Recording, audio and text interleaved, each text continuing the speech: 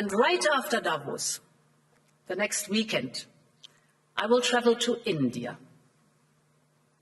There's still work to do, but we are on the cusp of a historic trade agreement. Indeed, some call it the mother of all deals. One that would create a market of 2 billion people, accounting for almost a quarter of global GDP.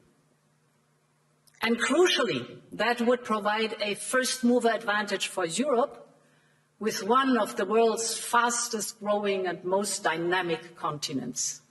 And this is the weekly brief right here on News 9. A big development just around the corner, and that comes by way of the India-EU free trade agreement likely to be announced at the EU-India summit on the 27th of Jan. Rakesh and Shweta continue to be with me. Rakesh, Ursula von der Leyen, the guest of honor, the chief guest at India's Republic Day parade, and soon thereafter we are likely to finally hear the confirmation, the finalization, and hopefully some contours, detailed contours of the India-EU FTA. Now, EU as a bloc is pretty much as big as US as a country when it comes to India's trade with these two regions. This deal would not have come through had it not been for Donald Trump.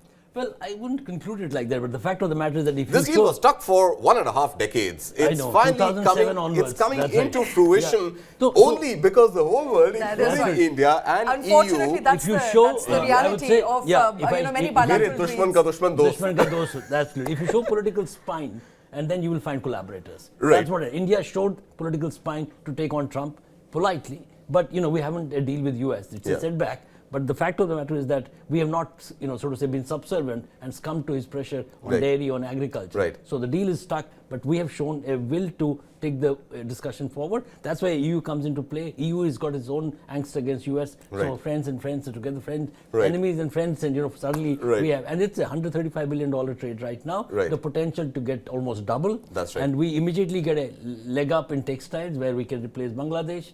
And of course, we need to expand the catchment area geographically, both in EU, across countries, and in India and states. The concentration of trade and right now between the two countries is focused on few states, which needs to be broadened, and I think that's on the anvil. Absolutely. So we get more details in just a short while from now, a matter of days. But it's important to point out, Ursula von der Leyen called it the mother of all deals. In fact, she borrowed that term from Piyush Goyal. That's right. At the Startup India Summit called it mother of all deals. That's right. She borrowed it from Piyush Goyal. And she called it mother of all deals at Davos, and so the world took notice. The deal touches about 2 billion people combined in the EU continent and in India. 60% of the world's GDP, will be touched by the virtue of this deal. As Rakesh already mentioned, we have a bilateral trade of about $136+ billion with the EU, and likely to double. On both counts with India. That's right. And I think all in all, it's going to be a win-win deal. Politically, I agree. It wouldn't have come into fruition. It was stuck for almost 2 decades, and there was lack of political will. The political will only came into force because we were pushed into a corner and we had to find a spine. But nonetheless, it benefits both the EU and India, and I'm really looking forward to what's in the in terms of the global economic relationships, India has set the template with SEPA with UAE. Now, that is the template that UAE is using for many other countries. That's right. So and that $100 billion has doubled to $200 billion as the target, and it'll go further down. But I want to conclude pretty much by asking this one again pointed question, and somehow Donald Trump continues to fascinate all our discussions and be on top and at the tail of every discussion.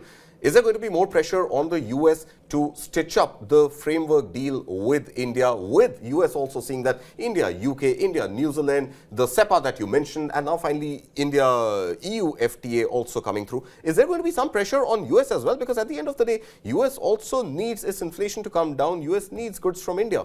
I'm sorry, I am worried that Donald Trump doesn't see any economic logic and rationale in pursuing policy which are relevant. So India should have come in at the head first, one of the among the few countries to stitch the deal. It hasn't happened because there's an individual ego involved, and the family is not involved from an Indian side. So you involve the family like Pakistan, then you have a deal. Absolutely. And let's not forget, he also spoke very briefly to an Indian reporter at Davos. He said, Prime Minister Modi is a great friend. So he continues to maintain. So he's maintaining the 50% tariff. Unlike what he's saying about Mark Carney, unlike what he's saying about Emmanuel Macron, there's still respect between the two leaders. So I'm assuming that means something. He must invest time in the deal. Can you not trust Donald Trump? Well, I think we'll only know at the end of his 4th year in office, which is pretty much going to be his... He just put out a post this morning on that.